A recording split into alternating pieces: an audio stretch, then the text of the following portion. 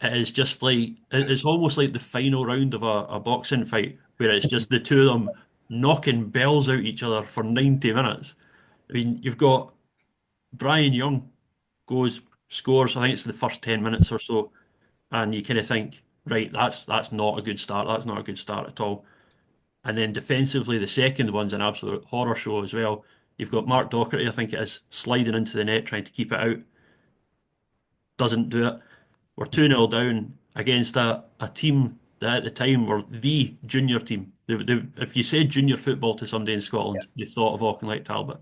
They've perhaps struggled a little bit in terms of the adjustment to senior football and kind of, as I say, if you'd put them into the pyramid at that time, you fancy they would have gone up to the Lowland League, no bother, and kind of whatever happens from there on.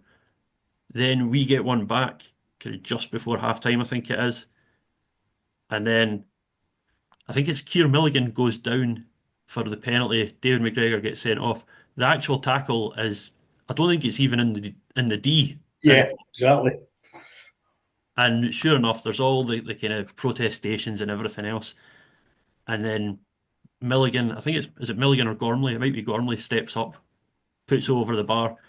I think And it's again, Gormley, it's a yeah. bit of a cliche, but you fancy those moments where you go, that could be a turning point in the game. And then again, if you were to put a wee snapshot of kind of Scottish football for me, you've got Ryan Boris runs through, Andy Leishman touches it onto the post, and Jamie Longworth's waiting to tap it into an empty net. Mm. Leishman's back on his feet, appeals for offside, realises it's not coming, collapses to his knees, and that's all within the space of about 3 to 5 seconds. And in the meantime, obviously, everybody in the crowd, the Stranraer fans, are going absolutely crazy. And then, as I say, that game on its own is just absolutely crazy and just everything you want in a Scottish Cup tie. And as I say, with the highlights, the not quite so polishedness about them as well, it is just an absolute slugfest.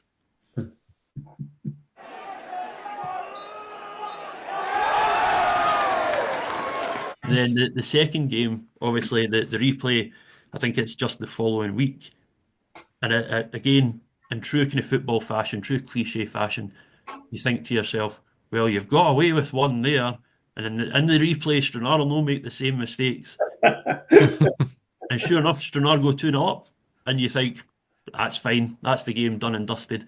But that only kind of tells part of it, that David Mitchell has a couple of outstanding saves in the Yeah. first half. And then they get one back. And then again, with their fan base, obviously, as I say, with them being the junior side, they are just used to winning. It would be like going to watch Rangers or Celtic at the top. That they are just used to winning. They get it back to 2-1. They're firmly behind their team. All of a sudden, it almost feels like a kind of claustrophobic situation. That you just feel the walls kind of closing in on you, and you're just like, oh no, here we go again. And sure enough, they get an equaliser. And then there's about 5 minutes left. I think Gal plays a horrible pass that I think it might be James Latta runs through, and Mitchell makes the save. And then again, Stranraer get a free kick, and it's just the strange little things that stick in your memory. That Mitchell takes the free kick, slips as he's taking it. Yep. So you've got that as soon as the ball's left his foot, you've got that kind of whoo as he falls over. The chance isn't kind of cleared. It falls to Gal, who scores.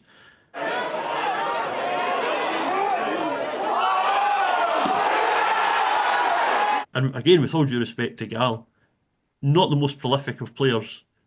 And the celebration is kind of like, it's neither one thing or the other. But it's just, as I say, it's just everything that you want in a Scottish Cup game.